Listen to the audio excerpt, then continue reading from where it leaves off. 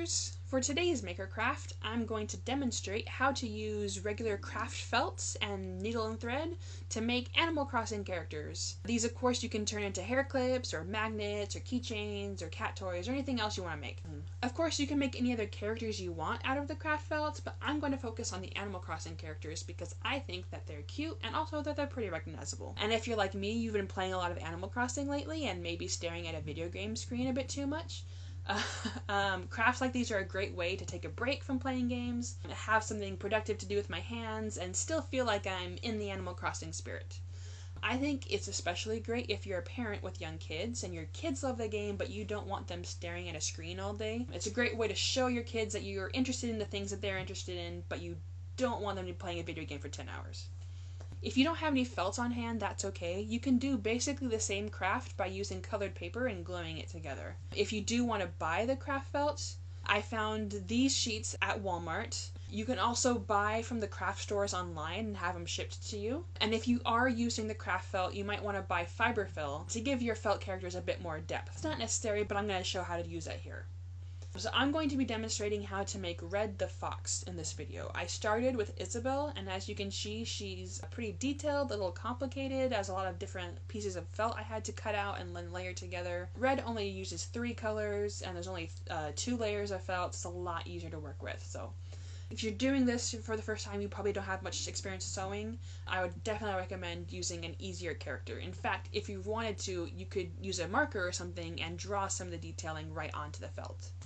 But first things first, I drew the characters I wanted to make onto a regular piece of printer paper. If you're not as confident in your drawing capabilities, you can also just print out the picture. This is just to have a template for when I'm cutting out the felt. And next, of course, is to cut out the felt using my template. You want 2 pieces of whatever your back color is, so for me it's the orange for the fox. One is going to be on the front where all your detailing gets sewn onto, and the other is going to be the back. You also want all of the different details cut out, all the different colors. So for me, that's the brown nose and the pink ears. You can see I had a lot more pieces I had to cut out for Isabelle and a lot more layering I had to keep in mind as I was sewing it, which is why I'm doing red for this video. I'm also going to be cutting my template up as I am cutting out my felt. If you don't want to ruin your only template, you can always make copies or print out extras.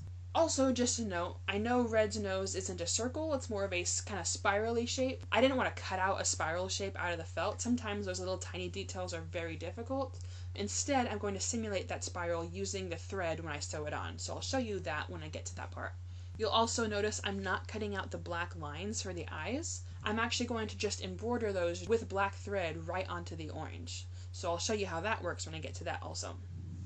So first I'm going to sew on these ears using just a basic embroidery backstitch. I'm using the pink thread because it doesn't stand out too much against the felt, and I'm just using a regular basic sewing needle that comes with any hand sewing kit. If you've never done an embroidery backstitch before, it's actually fairly easy, just kind of watch as I do it. You're going to be sewing forwards along the seam on the back side of your felt, and then back to the last hole you made on the front side of your felt. So that back stitch is going to be the one that shows. If you watched my craft foam leather assembly video, the stitching here will end up looking a lot like it did in that video. So I'm just going to sew on the inner 2 sides of these triangles. I'm going to leave the last side for the very end.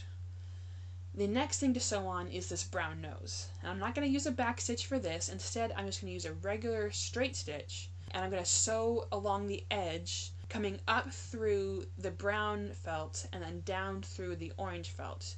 Doing this stitches that brown onto the orange around it and kind of lets that color bleed out a bit because I'm using a brown thread. I'm actually going to go over this nose twice, once using just a regular neat straight stitch and then again with a much more dramatic diagonal stitch. That diagonal is to try to get that kind of spirally look to it. I could actually do this several more times to get that spiral to look even better, but I like how it looks now.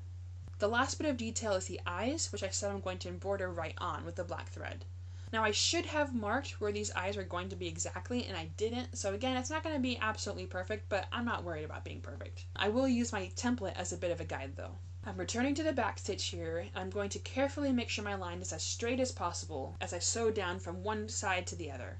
You'll notice I'm not using embroidery thread here, just regular old like machine sewing thread. The embroidery thread is a bit thicker and fuller and gives you a more full look. You'll see with the Isabel that I sewed earlier, I used just one stitch of the white embroidery thread to make the whites of her eyes. With this project, however, I wanted to show you that you don't need all the specialty materials to make a cute felt character.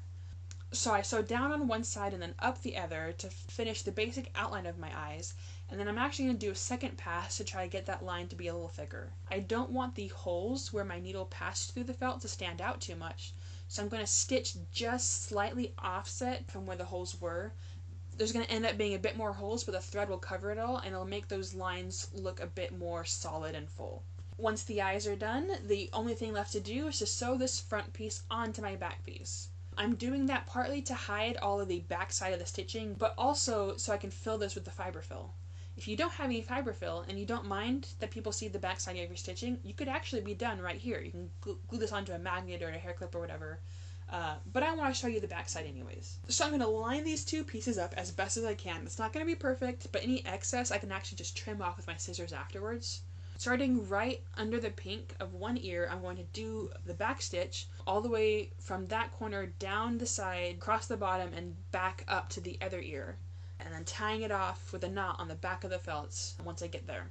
After this, I'm going to finally finish sewing those pink ears into place. I'm switching my color thread up and doing yet another back stitch, starting from one corner of the ear up along that unsewn edge to the other corner. The needle is passing through 3 layers of felt at this point, which is totally fine, not a problem at all. The felt is very easy to sew through. The only thing you ought to worry about is making sure you got all your pieces lined up while you're sewing.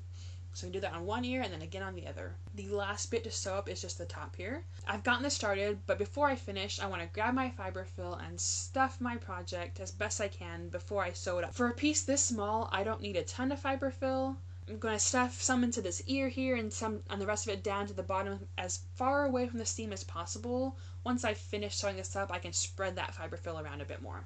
So just pinch the edges of the felt down as possible so none of it escapes, and then continue the same back stitch up along the last edge, last corner, and then tying it off at the end there.